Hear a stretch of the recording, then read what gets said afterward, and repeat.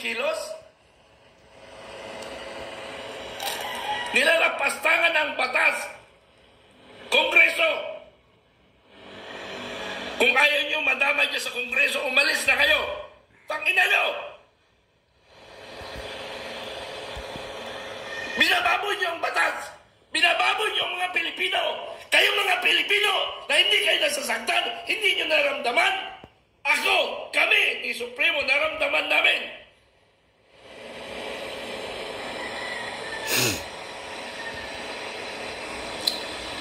Mawala tayo sa mundo na may ginagawa para sa ating bayang minahal. Pinaghirapan ng ating ninuno at binabalasubas ng Kongreso. Correct. Sino ang balasubas dito? Si Martin Romanes. Putang ina mo. Magkababae pa tayo. Iponyo ka. Warawari ka. Iponyo. Mukhang kawatan ano talaga yung Romaldis. Para malaman ang lahat, unang issue ko ilalabas sa aking mga panaginip, sa aking mga pangarap. Inuubos na ang kaban ng bayan natin. Sa panaginip ko, maraming nag-chat sa akin, Sir, bantayan nyo ang Central Bank. Uubusin nila ang ginto sa Central Bank. Mangyayari talaga yan. At mayroong caretaker doon, umalis na. Dahil natakot, baka siya ipapatay. Because she is, ay babae pala, no? Siya ang may alam ng record. Umalis na dahil sa takot. Uubusin ang kayamanan ng bansang Pilipinas. Yeah, gagawin ni Bangag yan. Gago ka. Ha? Ikaw Bongbong Marcos, may dugo kang waray. Romaldis waray. Ako waray upay rin. Ang dugo ko waray. Pure Harong Leyte. Pinanganak ako sa Upi, Maguindanao. At ako'y lumaki sa Palayan City. So anong pag-uugali ko? Ugaling waray, ugaling Maguindanao, at saka ugaling Nueva Ecija ang aking kinalakihan. Kaya pinagpakiramdam ko sarili ko saan ba ang nagmula yung aking galit. Sa Harong Leyte ba? Sa Upi, Maguindanao ba? O support Magsaysay, Palayan City? Pero almost my life in Port Magsaysay. Except nung ako'y naging sundalo na at marami na akong pinuntahan na lugar. Kung nakakayanan nyo, kami ni Supremo ay hindi na namin nakakayanan ang nangyayari sa bansa. Ako, isa na rin ako, hindi ko na kaya. Kung gusto nakayanan ang nangyayari. At evaluate, analyze ninyo, iilan na lang natitirang ginto sa Central Bank, uubusin ng Marcos. Kaya nga. Kaya dapat hilain na talaga itong dalawang yan, mga kawatan. Ngayon lang ako nakarinig na magbibinta ng ginto at magbibinta pa ng ginto. Dahil ubos ng pira ng bansa Mayroon nagbigay sa akin information. Sir, sa'yo ko lang ibibigay ang information na ito. Nag-resign na ako dahil baka ipapatay ako. Mauubos ang ginto ng Central Bank. Sir, pakibantayan ninyo. Kayong mga nasa Central Bank at nagbago ang buhay namin, nagbago ang gobyerno, makakatikim kayo ng latigo dyan sa Central Bank. Pag nagbago ang panahon, makakatikim kayo ng latigo, mga putang ina nyo dyan. Wala kayong mga bayan. Hindi latigo lang. Kayong namumuno sa Central Bank. Ikaw ang number 1 na may kasalanan. Kaya nga. Ikaw ang caretaker ng kayamanan ng bansang Pilipinas. Pero bakit? Wala kang bayan. Ha? Mananagot kayo sa taong bayan. Mananagot kayo, putang ina nyo. Gusto nyo i-confirm, i-text nyo ako, tawagan nyo ako. Hindi ko alam kung totoo yan, pero may katotohanan dahil nagbinta na sila ng ginto. Wala na tayong reserve. Nagbinta na nga ng 25 tons. Nasaan kaya ang pira? Bilyon-bilyon. Bayan kong Pilipinas, magising na tayo sa katotohanan. Correct. Ang punot dulo nito ng problema ng bansa ay sa katangahan ng ating Pangulo.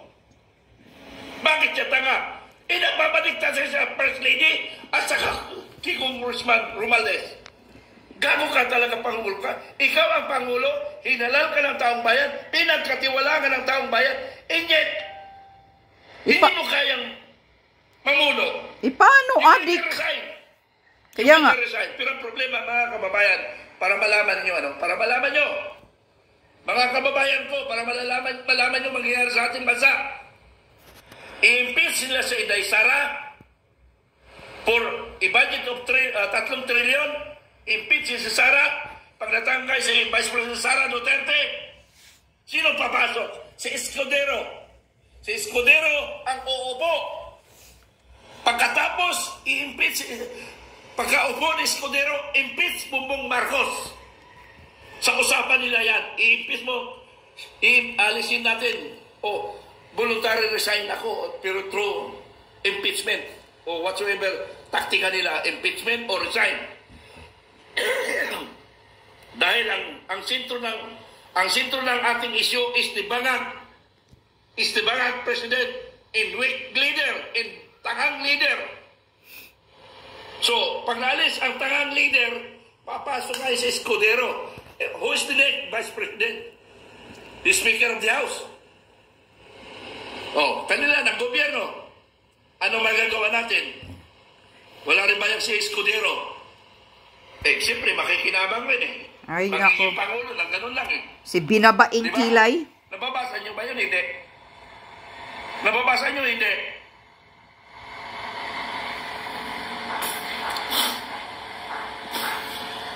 Nababasa nyo? Hindi. Binabaing Kilay Escudero. So, ganun ang laro ngayon sa politika. Larong katarantaduhan. Pero, Larong panluluko.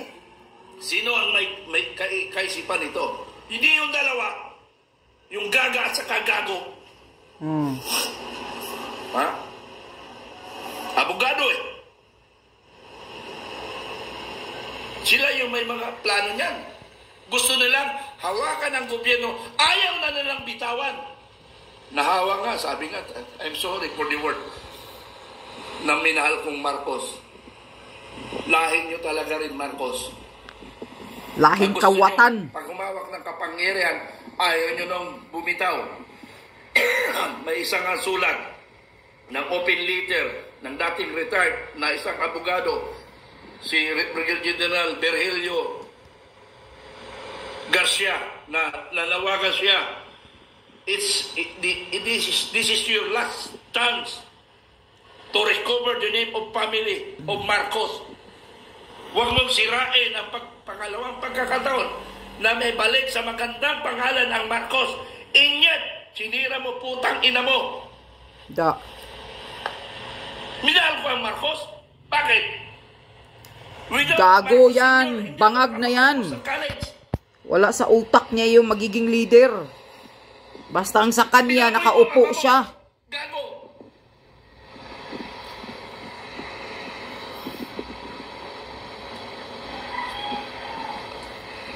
Malaking tiwala ko sa ama mo. Pero ikaw, lumaki kang gago. Talagang gago. Anong mo paglaki mo? Wala talagang Lumaki ka, alam. Oligarch, lumaki ka, o hindi mo alam, manaramdaman ng mahirap. Laki sa layaw. Ang armed forces, ang armed forces, minahal yan ni Pangulong Duterte. Tingnan mo, ang gaganda ng forma nila, standard armed forces. Kami noon, ano ang mga suot namin? Kung saan lang kami kumukuha ng pansuot. Ngayon, ang police at militar o other personnel NUP, ang gaganda ng forma nila. Lalaki, matipuno. Noon, wala. Kompleto. Hindi namin naramdaman yun. Ngayon lang na maganda sa panahon ni Duterte. Minahal niya kasi ang NUP. Panahon lang ni PRRD, bumalik lahat. Dignidad, kaayusan sa bansa. Anong ginagawa nyo? Armed Forces, payag na lang ba kayo na didiktahan kayo ng inyong nakakataas nang wala na sa hulog? Dapat kumilos na kayo. Pag-isipan nyo ang tama. Pag-isipan nyo ang tama. Andun, huwag nyo rin eh. Wala na tayong pag-asa sa pulis. Kasi kontrolado na, pero maraming pulis. Ilang pulis ang tinanggal nyo sa Region 11? Almost more than 10. Tapos yung Ismingcom. Babalasahin nyo. Anong kinalaman ng Congress sa pulis at militar? May pakialam ba kayo? Wala. That is executive. Legislative lang kayong gago. Kaya kayo nasa Congress? Ha?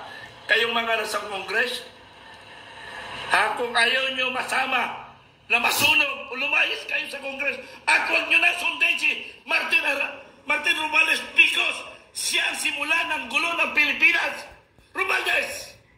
Talagang sunugin yan, Congress. Yan naglalaro sa Pilipinas ng mga tarantado, Romualdez, Marcos. Sinira niyo ang pangalan, Romualdez, Marcos, gago. Mga gago, mga demonyo, magnanakaw, kawatan, mga inayupak na to. Kung hindi kayo, nakakayanan pa kayo, nagagawin kayo, kami ni Supremo, hindi namin kaya ni Supremo Dado. Ha? Hindi namin makayanan yan. Kaya maghanda kayo dyan sa Congress. Kung kayo nasa Congress at nakikinabang kayo, makikinabang rin kayo sa sunog. Yes, dapat sunugin. Ng mga demonyo. Ha? Pero nabalitaan ko na ngayon, marami ng personnel of the Congress na ayaw nang sumunod sa Congress administration. Tama yan, gawin nyo. At kayo ay magiging bayani ng Pilipino, ng Pilipinas, what I mean. Ha? Walang masama kung hindi kayo susunod. Lahat kayo, huwag kayo sumunod sa mga demonyong pag-uutos ni Romualdez. Bakit hindi susunod? Eh, nako. May bayad. Mga mukhang tira din yan. Hanapin namin kayo. Gago kayo. Mga congressman. Ang yayabang nyo. Akala nyo mas magaling kayo. Abogado yung kausap ninyo. Hindi naman pumasa ng baryan. Kung hindi, walang alam. Ikaw, wala ka. Inuubo na si Mitran. Ha? Nagaling-galingan kayo. Abogado yung kaharap ninyo. Parang kayo mas magaling pa. Although, hindi naman pinag-usapan pa, abogado pa, hindi. Para sila na matalino. Pero kung pag-uusapan ng batas, eh wala kayong magagawa. Subukan nyo sa korte, kayo mga congressman, kung may bayag rin kayo, pumunta kayo sa Congress para kayo rin na makontem.